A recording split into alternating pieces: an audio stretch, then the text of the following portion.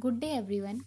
Today I am going to present my seminar work on microelectromechanical system which was guided by Mr. Dharmanshu Singh Soda and Mr. Ankit Chauhan.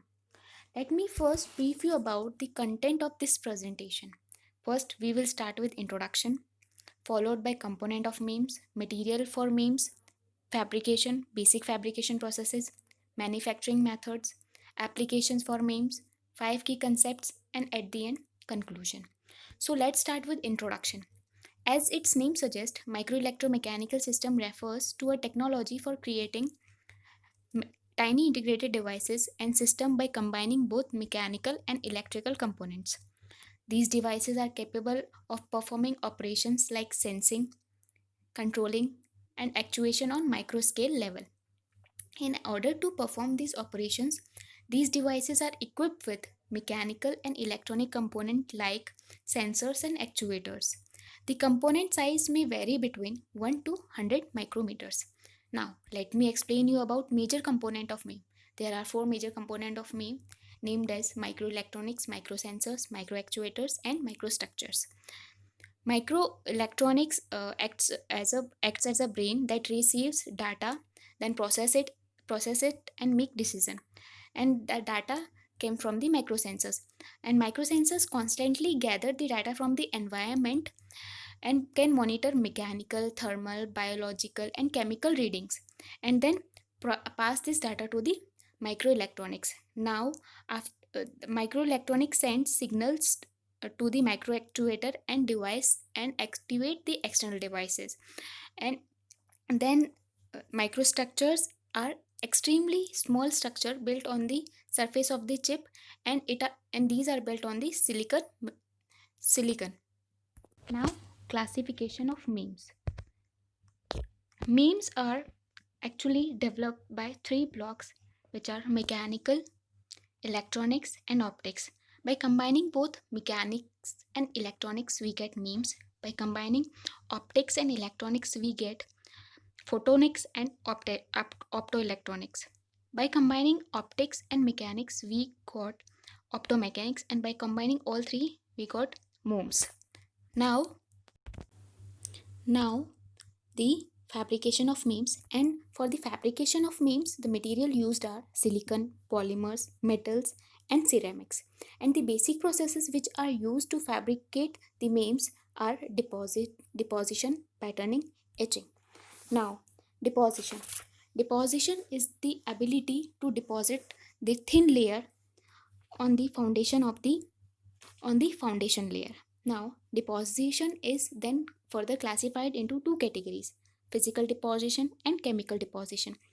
Physical deposition is the ability to remove the target or remove the material from the foundation layer and then deposit another material on the surface. And the chemical deposition can be done by chemical reaction between hot substrate layer and by inert gas. Now, patterning. Patterning means transfer of pattern into a material and then give it the shape that we will require. And the lithography is the widely used process in patterning of MEMS.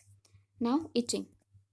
Etching Etching is the process to use strong acid to cut the unprotected part of the metal surface to create design in it. There are two types of etching processes: wet etching and dry etching. Wet etching, wet etching is done by removal of material by dipping the substrate into a solution that dissolve it, and it remove the material at high rate. Now, dry etching. Gases are used to remove the substrate material. Now, let me explain you the manufacturing methods of MEMS. There are three manufacturing methods: bulk micromachining, surface micromachining, high aspect ratio silicon micromachining.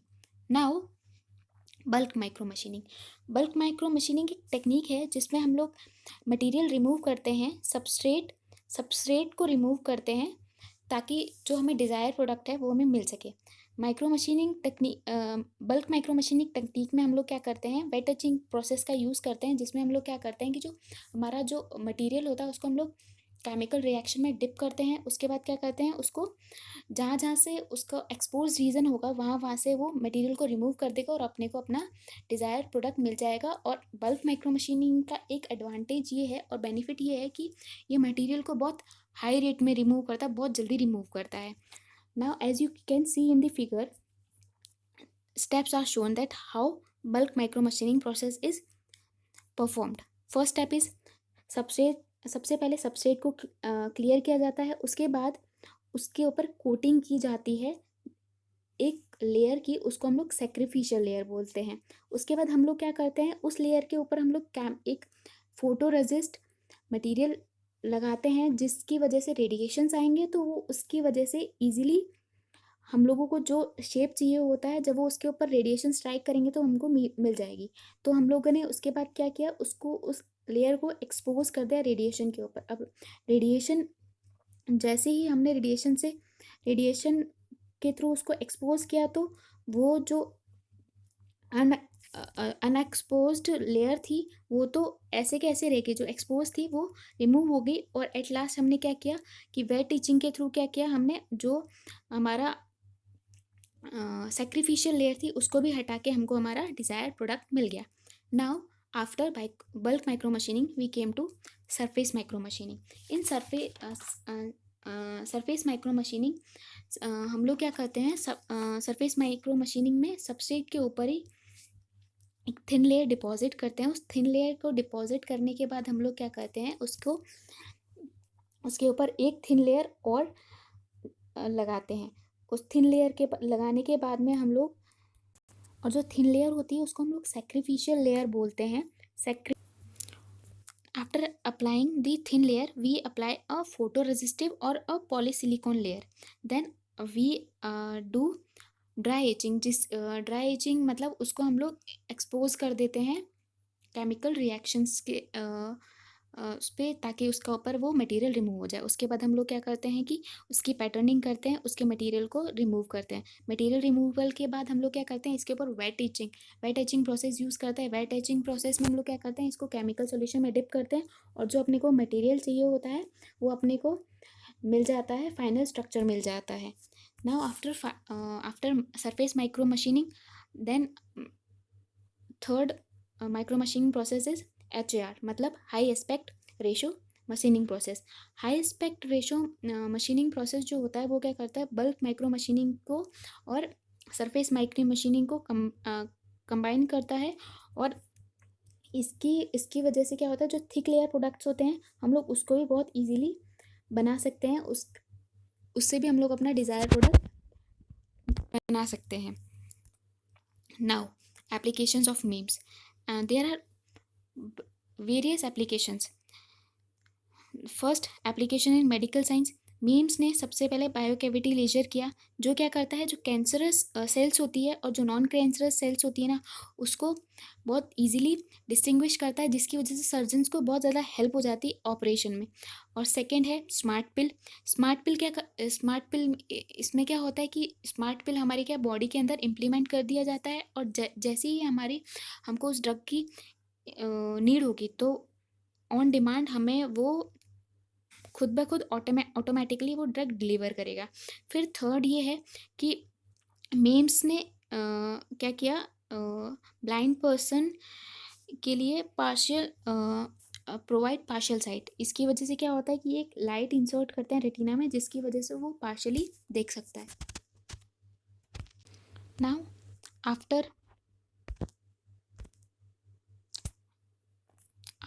Application in medical science, other application are marine science. इसमें क्या करते हैं हम लोग, global weather के predictions, quality of water, मतलब कितना contaminant है, कितना उस वाटर में इम्प्योरिटीज़ है, उसका पता कर सकते हैं। मिलिट्री ऑपरेशंस में काम आता है, इससे हम लोग स्टडी कर सकते हैं एक्वेटिक प्लांट और एक्वेटिक एनिमल्स की। और ऑयल का कितने टाइप के ऑयल है उनको एक्सप्लोर कर सकते हैं, उनकी एप्लीकेशंस को एक्सप्लोर कर सकते हैं। After marine science, its applications are also in automotives, microphones, military. Now after all these slides, or after we can conclude that there are five basic concepts that micro MEMS क्या है, micro electronic, micro actuator, micro sensor and micro structure से बना हुआ होता है. इसमें basic 3 steps होते हैं फैब्रिकेशन के, डिपोजिशन, पैटर्निंग एंड एचिंग. और केमिकल जो वेट एचिंग है वो बहुत हाई पॉपुलर है बिकॉज उसकी एचिंग रेट बहुत हाई है. और बेनिफिट्स ये हैं मीम्स के कि ये स्पीड है, बहुत स्पीडी प्रोसेस है, पावर कंजप्शन बहुत कम हो जाता है, साइज़ बहुत कम हो जाता है.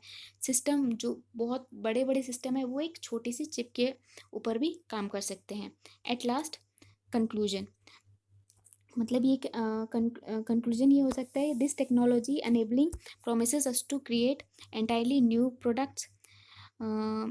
एमर्ज इफेक्टिव टेक्नोलॉजी का प्रॉमिस करता है high quality, low cost. And at last we conclude that MEMS can create a proactive computing world, connected computing nodes automatically acquire and act on real time data about a physical environment, help to improve life, promote a better understanding of work, and many more. At last, thank you.